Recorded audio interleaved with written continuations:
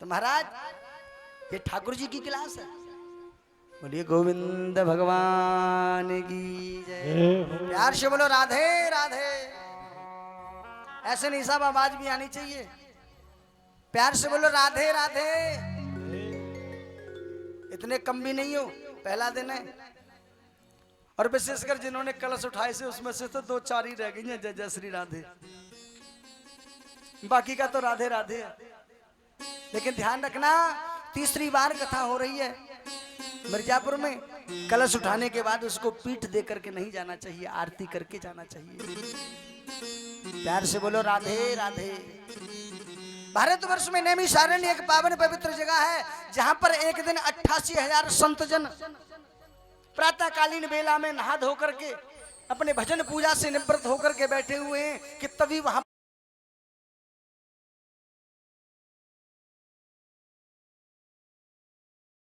महाराज के परम प्रिय शिष्य और जैसे ही 20 वर्ष की उम्र के युवा सूत जी उन साधु संतों में पधारे तो बुजुर्ग साधु संत जन जिनकी एक एक की उम्र हजारों वर्ष की थी, एकदम से उस युवा बालक के लिए उठ करके खड़े हो गए और बोले, आओ गुरुदेव, आपने हमारी सभा में आकर के हम पर बड़ा उपकार किया।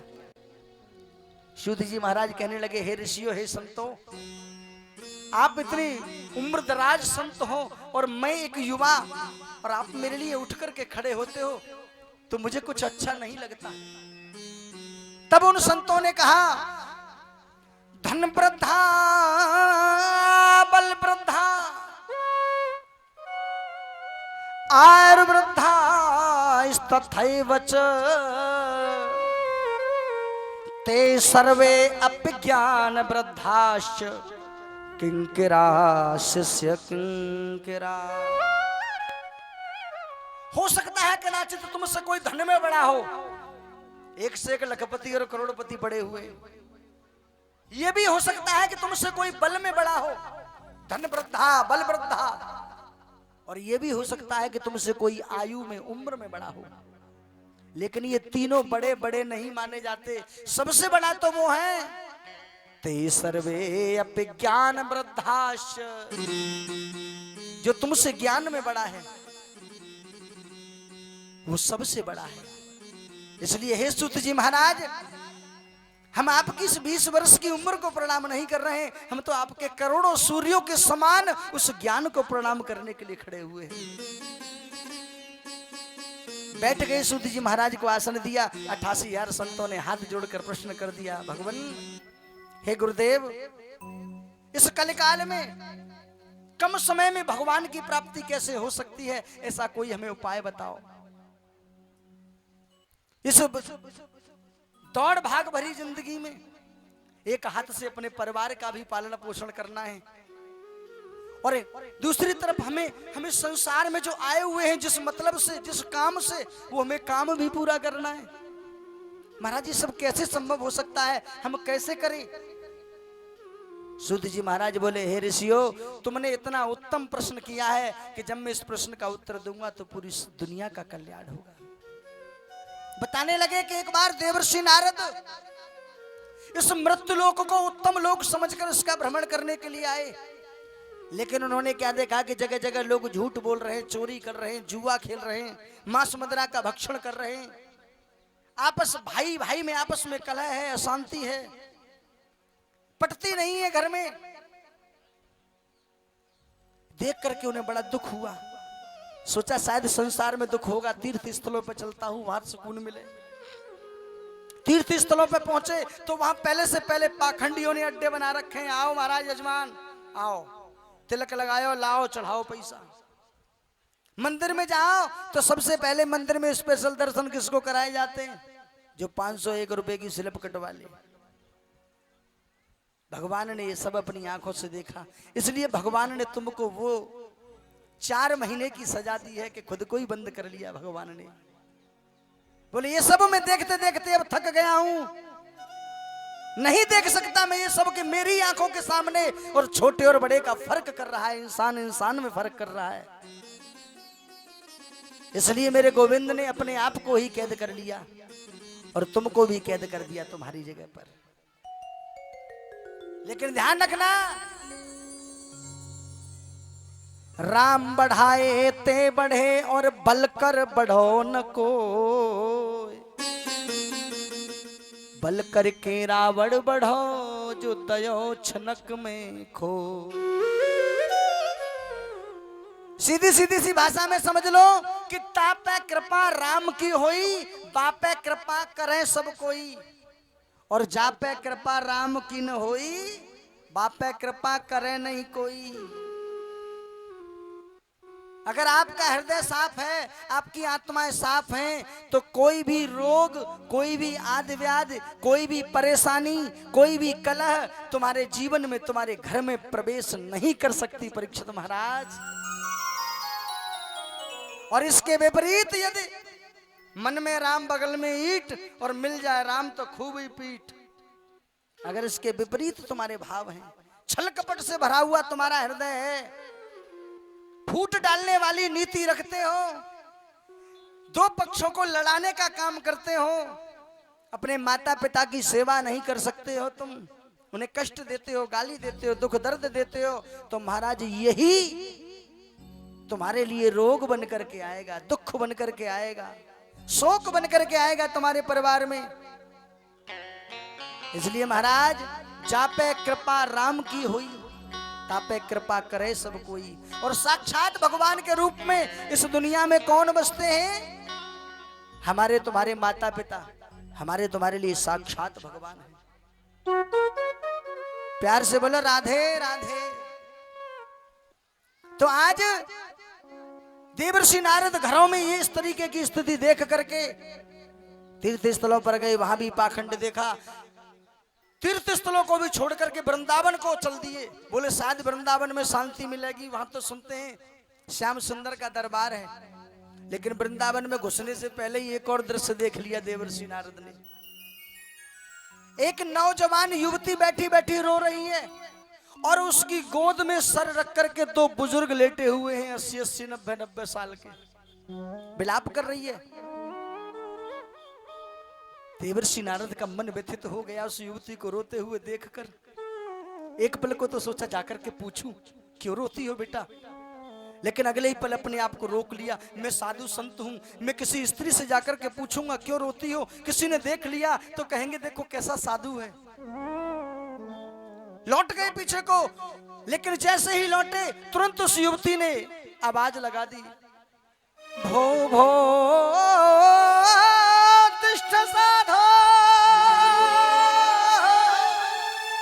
रुक जाओ साधु संत महात्मन, हे गुरुदेव रुक जाओ, मेरा कष्ट दूर कर दो, मैं बहुत कष्ट में हूं। रोने लगी। देवर्षि नारद बोले क्या कष्ट है देवी आपको? हे देवर्षि नारद, हे महात्मन, मैं द्रविड़ देश में उत्पन्न हुई, यत्र तत्र मेरा पूजन हुआ, लेकिन जैसे ही मैं वृंदावन में आई, मैं तो जवान हो गई, लेकिन ये मेरे दोनों पुत्र बुजुर्ग हो गए। देवी आप कौन हो?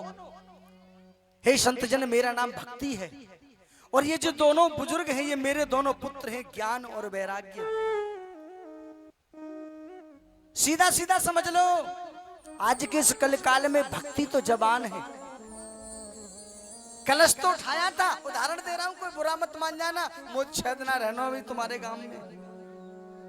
भक्ति जवान है, लेकिन ज्ञान और वैराग्य रूपी पुत्र सोया हुआ है, छोड़कर नहीं जाना चाहिए, ये ज्ञान नहीं है। अरे संसार में जीते जीते तुम्हें इतने वर्ष हो गए, 20 वर्ष, 50 वर्ष, 30 वर्ष, 25 वर्ष, 18 वर्ष, संसार से मोह खत्म नहीं हो रहा है। लेकिन तुलसीदास बाबा ने पहले ही कह दिया है क्या, कि मोह सकल व्याधि कर मूला, कर मूला, श्री राम जय राम,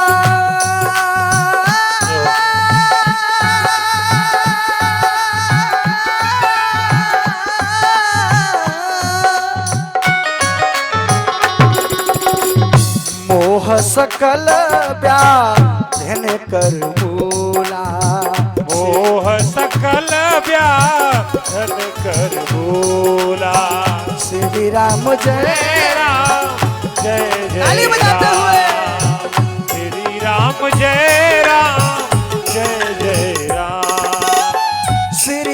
राम जय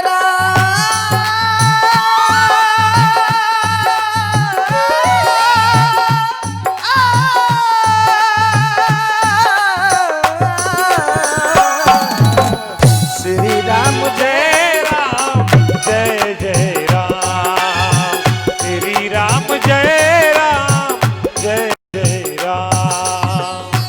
जितना मोह करोगे इस संसार से महाराज, मोह सकल व्याधिन कर मूला, समस्त विघ्न बाधाएं इस मोह से ही उत्पन्न होती हैं। इसलिए महाराज बाकी बचे हुए 6 दिन के लिए थोड़ा सा मोह कम कर देना। 12 बजे से 5 बजे तक मोह नहीं आना चाहिए। कोशिश ये करना, क्योंकि भक्ति तो जवान है लेकिन ज्ञान और वैराग्य सोए पड़े हैं। इस बात को ध्यान में रखना। 7 दिन भक्ति ने अपना हाल सुनाया। देवर्षि नारद ने ज्ञान वैराग्य को जवान करने के लिए बड़े बड़े वेद शास्त्र के मंत्रों का जाप किया, लेकिन ज्ञान वैराग्य की नींद नहीं टूटी। वेद वेदांत का पाठ किया, गीता के श्लोकों को सुनाया, हल्की सी आंख खोली, फिर नैन बंद करके लेट गए। तभी आकाशवाणी हुई, हे देवर्षि, अगर तुम ज्ञान और वैराग्य का बुढ़ापा दूर करना चाहते हो तो कोई सत्कर्म करो। सत्कर्म सूचको नूनम, कोई सत्कर्म करो। देवर्षि नारद व्यथित हो गए। मैंने वेद वेदांत का पाठ किया, मैंने गीता के श्लोकों का पाठ सुनाया, इससे भी बड़ा सत्कर्म क्या हो सकता है जीवन में। उस सत्कर्म की तलाश करने के लिए देवर्षि नारद उस भक्ति माता को आश्वासन देकर चल दिए। चिंता मत करो मां, मैं लौट कर जरूर आऊंगा तुम्हारे ज्ञान और वैराग्य का बुढ़ापा दूर करने। चलते चले जा रहे हैं, देखा सामने से उनके बड़े भाई सनक सनंदन सनातन सनत कुमार चारों दिखाई दिए। ब्रह्मा जी के सबसे बड़े पुत्र सनक सनंदन सनातन सनत कुमार, और ये थे छोटे भैया देवर्षि नारद। बड़े भाइयों को देखा, दूर से ही दंडवत प्रणाम। चारों भाइयों ने देखा आज हमारे छोटे भाई के चेहरे पर उदासी कैसे है। पूछ ही लिया, भैया क्या बात है, बड़ा व्यथित मन है, बड़े दुखी नजर आ रहे हो। देवर्षि नारद ने अपने मन का पूरा हाल अपने भाइयों को बता दिया। भैया मैंने वेद वेदांत गीता का पाठ तक सुना दिया, फिर भी मुझे आकाशवाणी कहती है कि कोई सत्कर्म करो। वो सत्कर्म क्या है मैं ये नहीं जान पा रहा हूं। तब चारों भाइयों ने कहा, बस इतनी सी बात, इसके लिए दुखी हो, चिंता मत करो। वो सत्कर्म क्या है बताने लगे, कहने लगे, सत्कर्म सूचको नूनम। परीक्षित महाराज, ज्ञान यज्ञ स्मृतो बुधे। भागवत का बैनर छपता है तो उसमें क्या लिखवाया जाता है, श्रीमद् भागवत ज्ञान यज्ञ समारोह। ये ज्ञान का यज्ञ है। सुबह सुबह जो करोगे वो हवन यज्ञ होगा, लेकिन ये ज्ञान यज्ञ है। आज चारों भाई बताने लगे देवर्षि नारद को, श्रीमद् भागवतालापम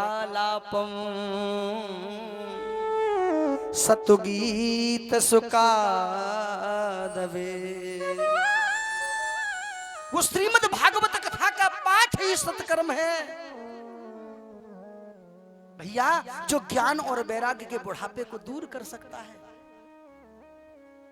भैया कैसे होता है, कहां होता है, हमें तो मालूम नहीं है, आप ही हमें सुना दीजिए ना।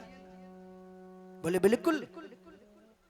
आज हरिद्वार में आनंद नाम के तट पर सनक सनंदन सनातन सनत कुमार को आसन देकर गद्दी देकर बिठाया गया। सामने ब्रह्मा देवर्षि नारद बैठ गए। भक्ति ज्ञान वैराग्य के लिए आसन बिछाए।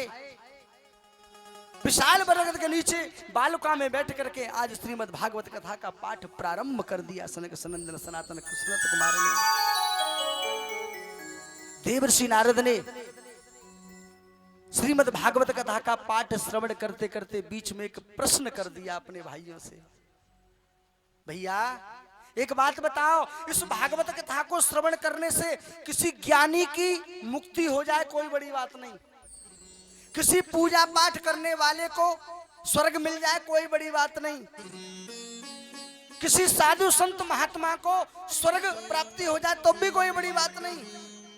लेकिन एक बात बताओ, किसी दुष्ट को, राक्षस को, जिसने कभी जीवन में झूठ सच न बोला हो, झूठी झूठ बोला हो, गलत गलत कर्म किए हो, झूठ बुरे कर्म किए हो, किसी का सम्मान न किया हो, क्या उसको भी मुक्ति मिल सकती है इससे?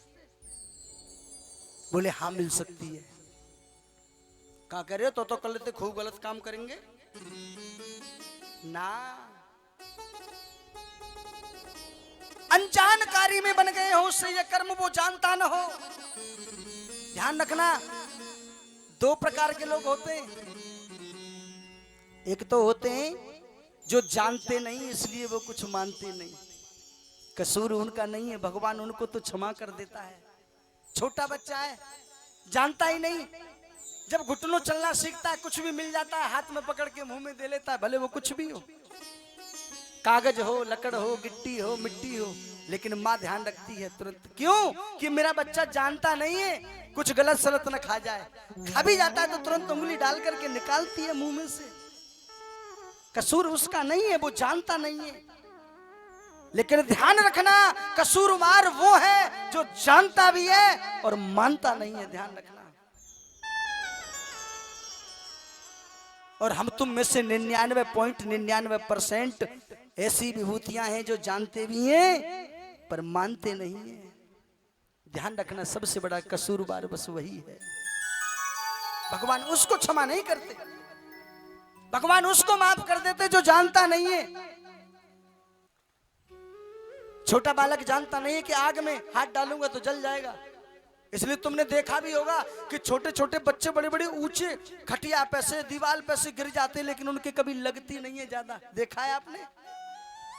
ओ मैया, तुम जो कहो करते हो कि बेमाता संग है तासु को छुना हो, ऐसा नहीं है। वह बेमाता तुम्हारी ममता का भाव है, लेकिन वो अबोध रहता है, तब तक उसका कुछ ज्यादा हित तो बच्चे का हो नहीं सकता, क्योंकि वो अबोध होता है, उसको बोध नहीं होता। लेकिन हम तुमको तो सब बोध होते हुए भी हम गलत काम कर जाते हैं प्यारे हो। हैं? प्यार से बोलो राधे राधे, ऐसे नहीं, अपने अपने मुखार बिंदु से बोल दो राधे राधे। आज सनक सनंदन सनातन सनत कुमार बोले हाँ भैया मुक्ति हो सकती है, लेकिन अबोध में किए गए पाप कर्मों की, जानबूझकर किए गए पाप कर्मों की मुक्ति नहीं मिल सकती। बोले कोई प्रमाण है? बोले हाँ है। तुंगभद्रा नदी के किनारे एक आत्मदेव नाम के पंडित जी रहते थे। जब शादी को कई वर्ष बीत गए, कोई संतान नहीं हुई, तो एक दिन एक संत महात्मा के चरण पकड़कर रोने लगे। संत महात्मा ने आशीर्वाद के तौर पर एक फल दे दिया, बोले जाओ अपनी पत्नी को खिला देना, और ऊपर वाले ने चाहा तो तुम्हारे घर एक बेटा जन्म लेगा। पत्नी को खिला दिया, पत्नी को दे दिया, लेकिन पत्नी ने फल नहीं खाया, वो गाय को खिला दिया और बहाने बनाती रही पंडित जी महाराज से। समय आने पर अपनी बहन के पुत्र को रातों रात गोद ले लिया और कह दिया ये मेरी कोख से पुत्र उत्पन्न हुआ है। पंडित जी सीधे साधे थे, सुबह चले जाते थे पूजा पाठ करने, रात को आते थे लौट के, और ठीक उसी समय पर गाय ने एक बछड़े को एक पुत्र को जन्म दिया। पूरा शरीर उस बच्चे का इंसानों जैसा था, केवल कान गाय जैसे थे। वो साधु संत के द्वारा दिए गए फल का प्रसाद था, पुत्र था। उसका नाम रखा गया गौकर्ण, गाय जैसे कर्ण। लेकिन अगर इधर आध्यात्म में सोचे, गौकर्ण, गौ माने इंद्रियां, इंद्रियों को कर्ण करने वाला, इंद्रियों को बस में रखने वाला गौकर्ण। और जो रातों रात में अपनी बहन से पुत्र लिया था, उसका नाम रख दिया, पंडित जी की पत्नी धुंधली ने अपने ही नाम पर धुंधली। अब आकाश भैया, गोकर्णो पंडितो ज्ञानी धुंधकारी महा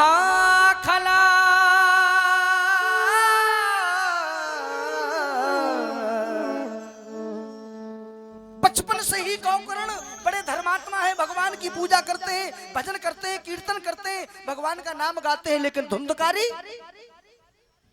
अंचा खेलता है, गोली खेलता है, जुआ खेलने लगा, शराब पीने लगा, मांस का भक्षण करने लगा। वो कौन है? रातों रात में लिया गया अपना बहन का दत्तक पुत्र। और जो भगवान की पूजा याचना करते हैं, पंडित जी और पंडिताइन को ही अपना माता पिता मान करके रोज चरण छूते हैं, सूर्यदेव भगवान को अर्घ देते हैं, सूर्यदेव भगवान को अपना गुरु मानते हैं, वो कौन है? संतों का दिया हुआ प्रसाद। हेलो, शास्त्र क्या कहना चाह रहा है?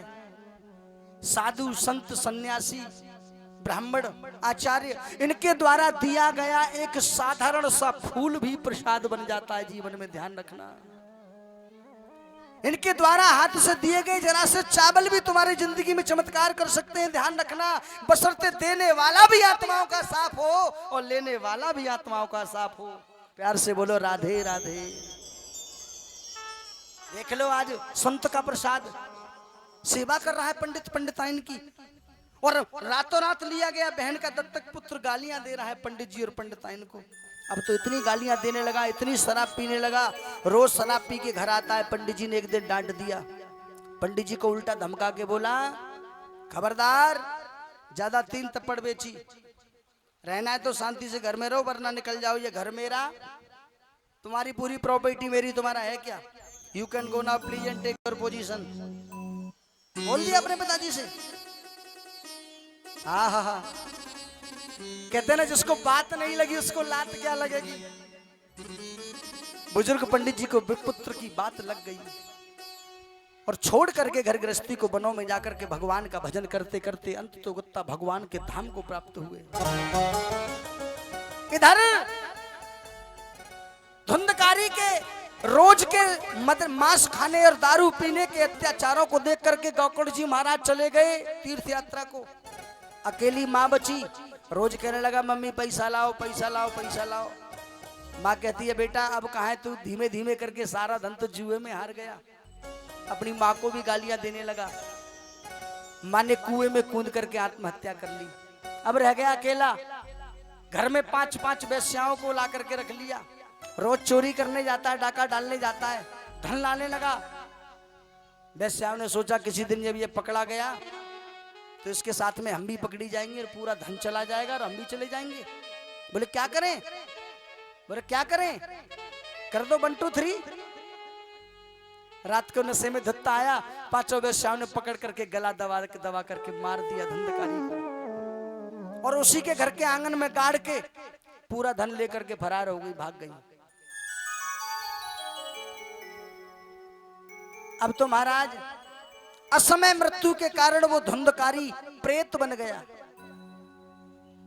गौकर्ण जी महाराज 1 वर्ष बाद लौटे, बोले अपने घर का हालचाल देख लूं। रात्रि के समय में घर में आके लगे, देखा घर में कोई नहीं है, सुनसान पड़ा है, किवाड़ खुले पड़े हैं, कचड़ा कूड़ा पूरे घर में भरा पड़ा है। बोले रात्रि विश्राम कर लूं, तब सुबह उठकर पूछूंगा गांव वालों से मेरे मम्मी पापा कहाँ गए, मेरा भैया कहाँ गया। रात्रि को जैसे ही गौकर्ण जी महाराज भजन करने को बैठे, कभी घोड़े जैसी आवाज करता है, कभी सांड जैसी आवाज करता है, कभी बकरे जैसी आवाज करता है, तरह तरह की आवाज की ध्वनि आने लगी। गौकर्ण जी महाराज ने हाथ में अभिमंत्रित जल लेकर छिड़क कर मारा, कौन हो तुम, सामने निकल कर आओ। प्रकट हो गया प्रेत रूप में हाथ जोड़ करके और प्रायश्चित करने लगा। बोले भैया मुझे मुक्त कर दो इस योनि से भैया। गौकर्ण जी बोले धुंधकारी तुम? हाँ भैया, मैंने माँ बाप को सम्मान नहीं किया, मैंने माँ बाप को बेइज्जत किया, माँ बाप को गालियां दी, मैंने मदिरा का सेवन किया, मांस का भक्षण किया, इसलिए आज मुझे ये प्रेत योनि मिली है भैया। जिंदगी भर में बुरे कर्म करता रहा, झूठ बोलता रहा, चोरी करता रहा, डाके डालते रहा। हेलो, क्या कह रहा है शास्त्र? धुंधकारी जीवन भर क्या क्या करता रहा? झूठ बोलना, चोरी करना, डाका डालना, चुगली करना, शराब पीना, मांस खाना, माता पिता को गाली देना, आपस में फूट कलह पड़वाना। आज क्या बन गया परीक्षित जी महाराज? क्या बन गया? प्रेत, धुंधकारी। देख लो, प्रमाण गवाह है। बोले चिंता मत करो, सुबह सूर्यदेव भगवान से तुम्हारी मुक्ति का उपाय पूछूंगा। सुबह हुआ, सूर्यदेव भगवान को अर्घ दिया। गोकर्ण जी ने पूछा, गुरुदेव मेरे भाई की मुक्ति का उपाय क्या है? हा हा हा, सूर्यदेव भगवान ने भी वही बात कह दी है? जानते हो तुम्हारी भाई की मुक्ति का उपाय क्या है? बोले यही तो जानने को आया हूं। श्रीमद् भागवतान मुक्ते सप्ताहवाचनम करो। सप्ताह वाचनम करो। श्रीमद् भागवत का पाठ 7 दिन में अपने भाई को श्रवण करा दो, तुम्हारे भाई की मुक्ति हो जाएगी। परीक्षित जी महाराज, हमारे यज्ञाचार्य परम श्रद्धेय आदरणीय पंडित राहुल गर्ग जी महाराज के द्वारा आपके यहाँ पर जो पूजा पाठ का कार्य किया जा रहा है, इसमें हमारे आचार्य के द्वारा एक प्रेत पूजा कराई जाती है। उसको भी साथ में करते हुए चलना। अपने बाबा परबाबा जितनों के भी नाम जानते हो, जहां तक जानते हो, उन सबको आह्वान करके लाओ यहाँ पर, उनका पूजन करो, उन सबको मुक्ति मिलेगी। जितने भी तुम्हारे घर में छोटे छोटे बच्चे अब तक छोड़कर चले गए हो, उन सबका नाम लेकर यहाँ पूजन करो, सबको मुक्ति मिलेगी। श्रीमद् भागवतान मुक्ति सप्ताहवाचनम करो। सप्ताहवाचनम करो। और देखो, पूरा गांव इस पूजा में भाग लो। सुबह सुबह रोज हवन हुआ करेगा 7 बजे से लेकर के 9 बजे तक। ऐसा ही है पंडित जी महाराज। 7 बजे से 9 बजे तक पूजा का टाइम है। खूब सुबह उठ करके परिक्रमा लगाओ पूरा गांव। क्योंकि मेरे ठाकुर जी ने एक बात और कही है कि जो मेरे गिरिराज जी महाराज की परिक्रमा लगाने गोवर्धन नहीं आ सकते, चिंता ना करें। जब कहीं पर मेरी कथा भागवत कीर्तन सत्संग हो, अगर वहां पर भी तुम 108 परिक्रमा लगाते हो मुझे याद करते हुए, तो मैं तुम्हें गिरिराज जी आने वाला फल प्रदान कर दूंगा। बोलिए गिरिराज जी महाराज की। हैं? रोज परिक्रमा लगाओ। सुबह 4 बजे से संतोष भैया का डीजे शुरू हो जाएगा, बढ़िया बढ़िया भजनों के माध्यम से। आप 4 बजे से लेकर के 6 बजे तक कितनी भी परिक्रमा लगाओ, 7 बजे तक लगा लो। 7 बजे से 9 बजे तक पूजा पाठ का कार्य चलेगा। पूरा गांव सादर आमंत्रित है इस कथा में। ऐसा मत सोच लेना कि हमारे चौधरी साहब की अकेले की कथा है, ना भैया, पूरे गांव के लिए कथा कराई है उन्होंने। पूरा गांव पूजा करो, पूरा गांव इसमें आकर हवन करो, पूरा गांव परिक्रमा लगाओ, पूरा गांव कथा सुनने आओ। सबके लिए कथा में खुले दरवाजे हैं। सब लोग अपने अपने पितरों को याद करके यहाँ पितृ पूजन करना रोजाना। तुम्हारे पितर तुमसे खुश होंगे, तुम्हारे बुजुर्ग तुमसे प्रसन्न होंगे, उन्हें मुक्ति मिलेगी। ऐसी है ये भागवत कथा। आज गोकर्ण जी महाराज ने ऐसी सप्ताह सुनाना प्रारंभ किया, ऐसे ही आह्वान किया धुंधकारी का। अब कोई शरीर तो है नहीं, बैठे कहाँ आके। प्रेत का कोई शरीर थोड़ी होता है, हवा होती है। आया गोकर्ण जी महाराज के सीधे हाथ पर एक बांस का बगीचा था। उसमें एक आधा टूटा हुआ बांस खड़ा था। उस पर टिकना चाहता था, लेकिन बांस खोखला था, इसलिए अंदर गिर गया और पहली ग्रंथि पर जाकर टिक गया। अब न कुछ खाने को न कुछ पीने को, अकेला बैठा बांस में बैठ करके कथा श्रवण कर रहा है। न किसी से बात न चीत। पहले दिन की कथा विराम हुई, गांठ की बांस की पहली ग्रंथि फट गई। दूसरे दिन की कथा में बांस की दूसरी ग्रंथि फट गई, तीसरे दिन में तीसरी, चौथे दिन में चौथी। जैसे ही 7वां दिन कथा का पूर्ण हुआ, उस बांस की 7 गांठ चटक गई और धुंधकारी उसमें से प्रकट हो गया एक दिव्य पुरुष बन करके, और हाथ जोड़ करके बोला, भैया तुम्हारा बहुत आभारी, जन्म जन्मांतर को रहूंगा। तुमने मुझे प्रेत योनि से मुक्त कर दिया। भगवान के धाम से दिव्य विमान आया, उसमें बैठ करके धुंधकारी जैसे ही जाने लगा, सबरे गांव मारे ठाड़े पर गए। हेलो ओ व्यास जी महाराज का है रो एक पात में तुम्हार। अरे कथा तो हमने सुनी है, सातों दिन हमने टाइम बिगाड़ रहे हैं खूब, हमारे लिए विमान क्यों नहीं आया है? अकेले धुंधकारी के लिए विमान क्यों आया? तब गोकर्ण जी महाराज ने कहा इस बात को ध्यान से सुन लेना सब। कथा श्रवण के भेद मात्र से आपका सुनने का तरीका क्या है निर्भर करता है, डिपेंड करता है आपने किस तरीके से भागवत सुनी, कितने % मन लगा करके भागवत सुनी। कितनी बार तुम्हारा लबारे माऊ ध्यान को छूटन जाए दूध न पी जाए, कितनी बार तुम्हारा ध्यान को कहूं रसोई की बार खुली तो ना रहेगी बिल्ली दूध न पी जाए, कितनी बार ध्यान करो कहूं खेत में गैया न फैली हो। डिपेंड करता है तुम्हारे ऊपर कितने % तुमने अपने मन को लगाया। कथा श्रवण के भेद मात्र से मिलने वाले परिणाम में भेद हो जाता है प्यारे हो। धुंधकारी ने बांस में अकेले बैठकर न किसी से बोला, न चाला, न कुछ खाया, न कुछ पिया, बिल्कुल एकाग्र चित्त होकर कथा सुनी, इसलिए उसका कल्याण हुआ है। चिंता मत करो व्यास जी, अब की बार हम ऐसे ही कथा सुनना चाहते हैं। बोले बिल्कुल सबका कल्याण होगा। अगली बार कथा तो होगी लेकिन पहले नियम तो सुन लो, क्या क्या नियम रहेंगे कथा के। परीक्षित महाराज, आज गोकर्ण जी महाराज पूरे गांव को नियम बताने लगे। भैया वो आपके लिए भी अप्लाई कर होते हैं, आपके ऊपर भी लगते हैं वही नियम। आज गोकर्ण जी महाराज बताने लगे कथा कराने से पूर्व ज्ञानी आचार्य वक्ता का चयन करें, जिसमें सद्गुण हो, कोई अवगुण न हो, कोई अंग भंग न हो, जिसे शास्त्र का ज्ञान हो। यज्ञाचार्य के द्वारा यज्ञ करावे, सुंदर सुंदर वेदियों का निर्माण करावे।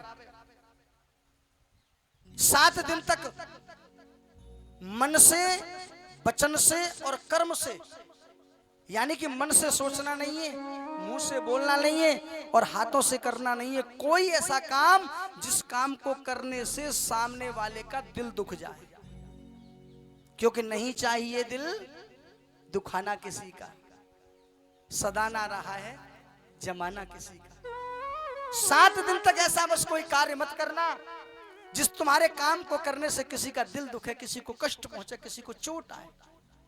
मुंह से ऐसे वचन मत बोलना, किसी से गाली गलौज मत देना, हाथों से कोई मारपीट मत करना किसी जीव जंतु को। तुम सबके लिए नियम है ये। खाने में कोई अवक्ष चीज मत खाना। अवक्ष जानते हो? शाकाहारी भोजन करना। और मन से किसी के लिए बुरी सोच,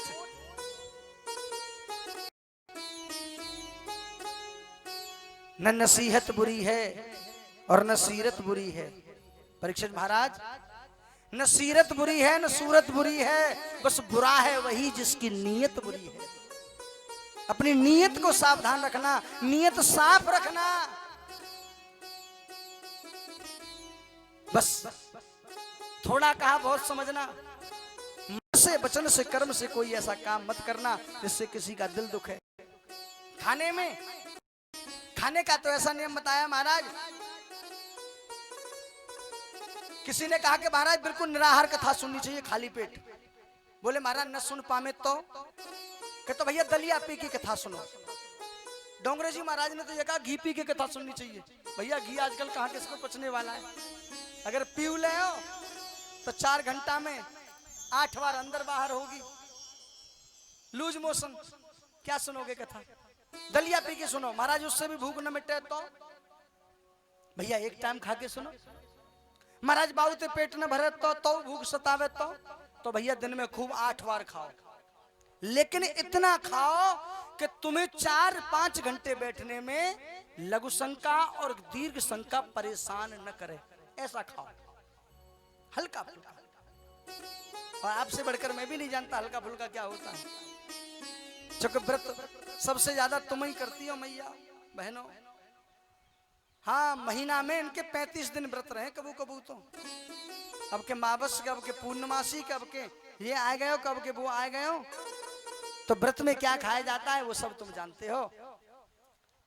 लेकिन आपको वृक्ष जी महाराज इन सब में से जो तरीका बढ़िया लगे वो अपना लेना, चाहे एक टाइम का, चाहे दोनों टाइम का, चाहे हल्के हल्के खाने का।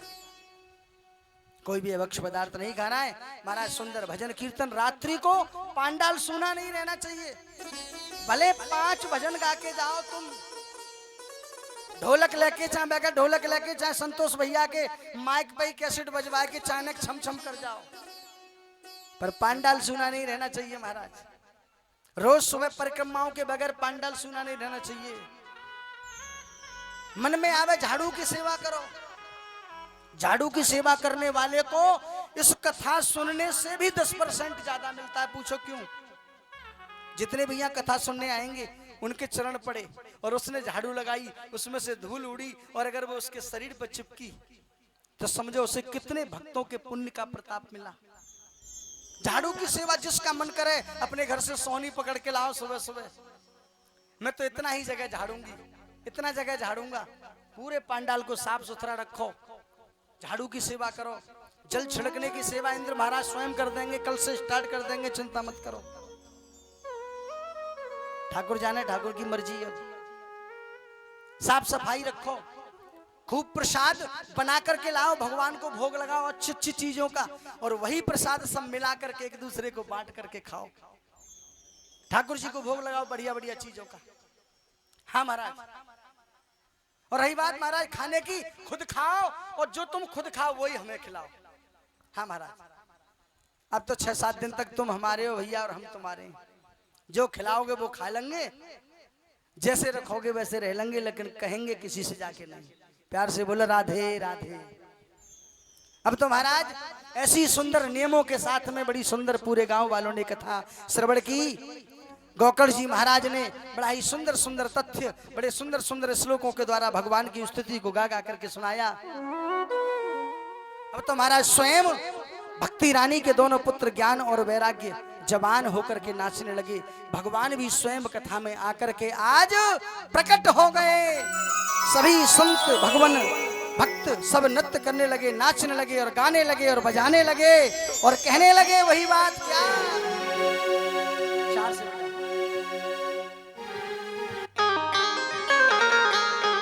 और जय जय हो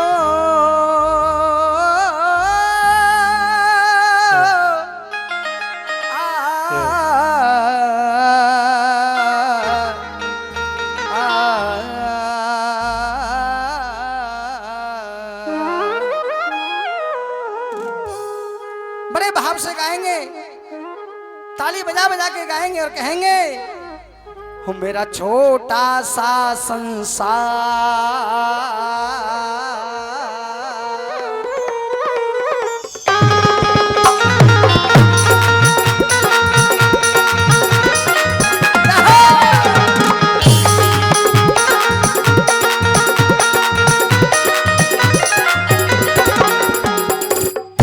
मेरा छोटा सा संसार हरि आ जाओ एक बार। मेरा छोटा सा संसार हरि आ जाओ एक बार। हरि आ जाओ, हरि आ जाओ, हरि आ जाओ, हरि आ जाओ, हरि आ जाओ, हरि आ जाओ। हे भगवान, मैंने तो जो सोची तुम बहुत जोर से बोल रहे होंगे। भाई देखो ये गड़बड़ ना चलेगी। उठाइए दोनों हाथ ऐसे करके ऊंचे लंबे लंबे बिल्कुल। जिसके पास नहीं हो वो ना उठाए भैया, और जाके पास हो वो जरूर उठा ले। और बड़े भाव से ताली बजाते हुए 1 2 3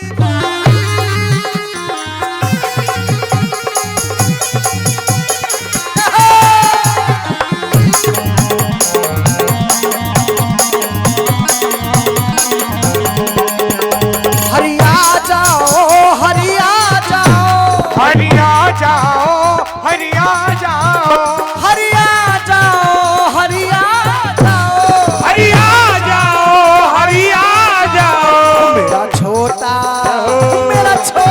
जय जय छोटा संसार। खड़े हो जाओ भैया अपनी अपनी जगह पे, क्योंकि इसके बाद आरती और उसके बाद प्रसाद और उसके बाद अपने अपने घर को जाओगे। इसलिए इन पैरों को खड़े होकर के थोड़ा सा सीधा कर लो, और काऊ को मन करे तो फरेरे कर लेंगे, ये तुम्हारे ऊपर है।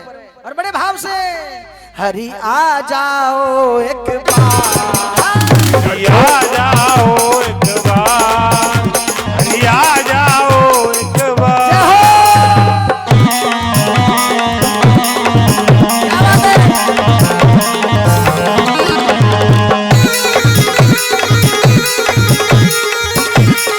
ताली बजाते हुए बड़े भाव से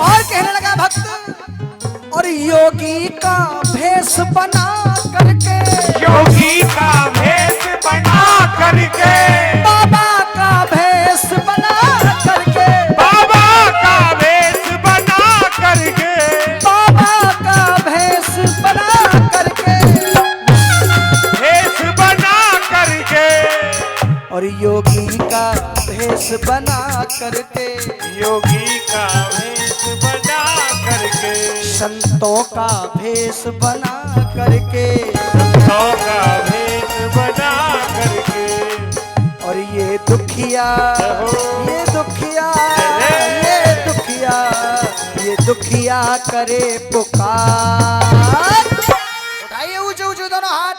कौन कौन इस संसार सागर में भव पार करना चाहता है, दुखों से भव पार। और ताली बजाते हुए 1 2 3 4।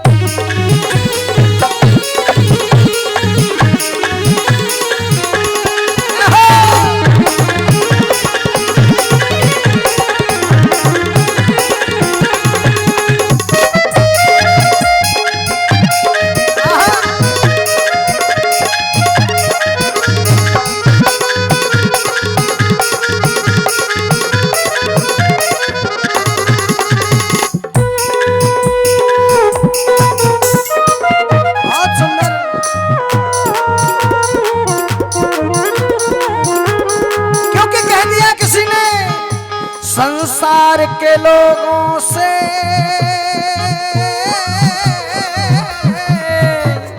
अरे प्यारे, संसार के लोगों से आसान किया करना। क्यों? ये जगत तो झूठ का है प्यारे, यहाँ तो झूठ और कपट के व्यापार होते हैं।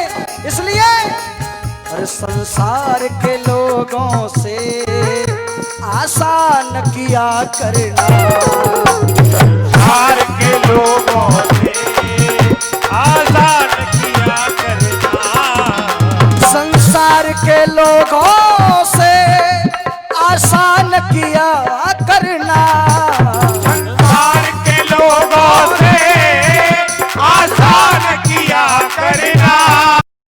जब कोई न हो अपना, जब कोई न हो अपना, राधे श्याम जपा करना, जब कोई न हो अपना, राधे श्याम जपा करना। इसलिए हरि आ जाओ, हरि आ जाओ, हरि आ जाओ, हरि आ जाओ, हरि आ जाओ, हरि आ जाओ, हरि आ जाओ, हरि आ जाओ। मेरा छोटा, हो। मेरा छोटा। जय जय। तालियों की आवाज नहीं आ रही है साहब, क्या बात है? जय हो। ये तो संजू भैया तुम्हारे पैड की आवाज है, तालियों की आवाज सामने से देखो तुमसे भयंकर है। और बड़े भाव से कहेंगे, मेरा छोटा सा संसार हरि आ जाओ एक बार, मेरा छोटा सा संसार हरि आ जाओ एक बार। हरि रे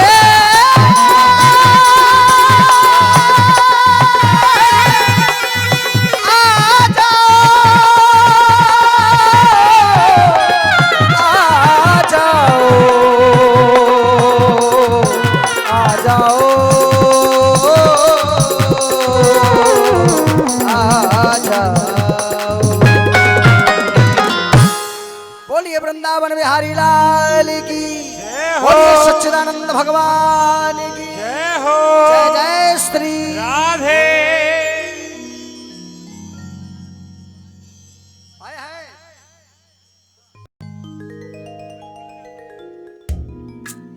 चलो अभी तो 6 दिन बाकी है, चिंता मत करो। इनके पाम उठना बंद हो जाएंगे, चिंता मत करो। ये मना कर देंगे लेकिन हम मना नहीं करेंगे। अच्छा आइए आरती का थाल लीजिए महाराज। हाँ आज सुबह से तुम बिल्कुल पस्त हो चुके हो, मैं देख रहा हूँ, और किसी ने भी कुछ खाया पे अन्न जल तक ग्रहण नहीं किया है। इसलिए बड़े भाव से ठाकुर जी की आरती। सभी आगे आ जाओ भैया, पीछे से भैया बंधु सब उठ करके पंडाल में आ जाओ। कथा कहीं भी बैठ के सुनो, लेकिन आरती बिल्कुल भगवान के ठीक सामने खड़े होकर के करना। इसका ये भी एक रीजन है। बताओ अपने ऊपर भगवान की सीधी नजर चाहते हो या टेढ़ी नजर? भगवान की निगाह अपने ऊपर सीधी चाहते हो या टेढ़ी? जो कह रहे हैं महाराज ने भगवान की सीधी नजर है जाए तो अब कि ये काम कर दूं, है ना? तो सीधी नजर के लिए भगवान के ठीक सन्मुख खड़े हो तो भगवान बिल्कुल सीधा देखेंगे तुम्हें, और अगल बगल में खड़े होगे तो भगवान कैसे देखेंगे? टेढ़ी नजर करके। तो महाराज आरती में भगवान के सामने खड़े होके कथा मन आवे वहां बैठ करके और बड़े भाव से गाएंगे और कहेंगे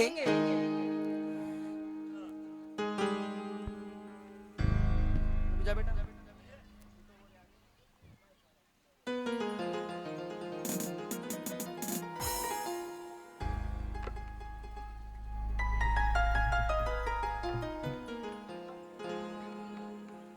हर श्यामा रे तेरी आरती, कन्हैया तेरी आरती,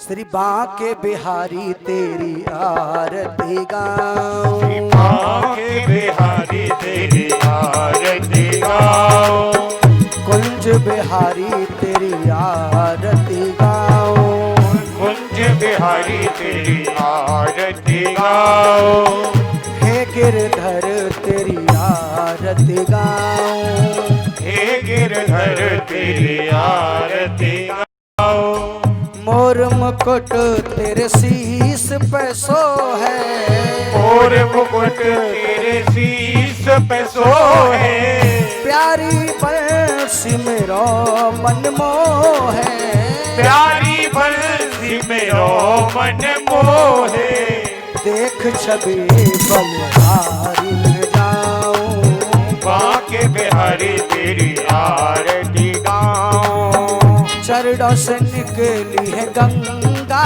प्यारी, चरणों से निकली है गंगा प्यारी, जिसने सारी दुनिया तारी, जिसने सारी दुनिया तारी, उन चरणों में मैं शीश झुकाऊं, बांके बिहारी तेरी आरती गाऊं, कुंज बिहारी तेरी आरती गाऊं, व्यासदास के नाथ आप हो, व्यासदास के नाथ आप हो, दास अनाथ के नाथ आप हो, दास अनाथ के नाथ आप हो, सुख दुख जीवन साथ आप हो, सुख दुख जीवन प्यारे साथ आप हो, श्री चरणों में मैं भले भले जाऊं,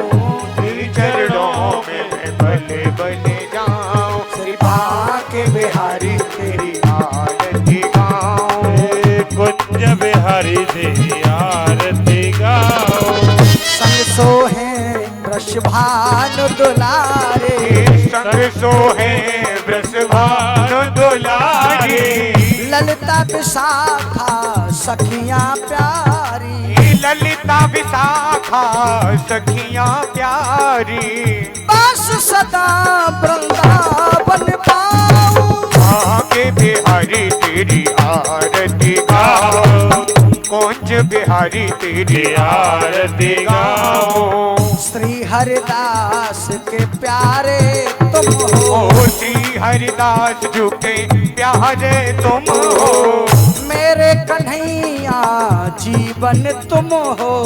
मेरे कन्हैया जीवन तुम हो। बांके बिहारी मेरा जीवन धन हो। बांके बिहारी मेरा जीवन धन हो। युगल छवि पे मैं बल बल जाऊं। बांके बिहारी तेरी आरती गाओ। कुंज बिहारी तेरी आरती गाओ। कर्पूर गौरम करुणावतारम। संसार सारम भुज केंद्र हारम। सदा बसंतम हृदयारविंदे। भवं भवामि सहितं नमामि। त्वमेव माता च पिता त्वमेव बन्धु च सखा त्वमेव।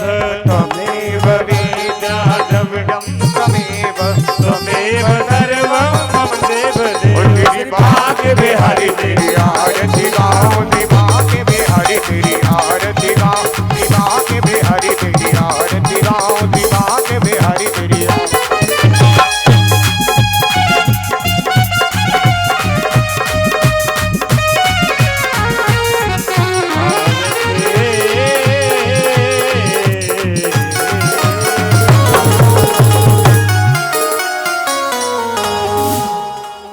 सीधे यहाँ से ठाकुर जी को आरती दे दीजिए और थाल आप आरती का थाल लेके घुमा दीजिए और बड़े भाव से भोग गाएंगे मिलकर के। मास्टर जी आरती का थाल घुमा दीजिए, बड़े भाव से भोग ले लीजिए हाथ में। आप परीक्षित जी हम तुम भोग लगाएंगे, आप आरती दे दीजिए सबको। कुछ भी भोग हो 2 नाम ले लीजिए।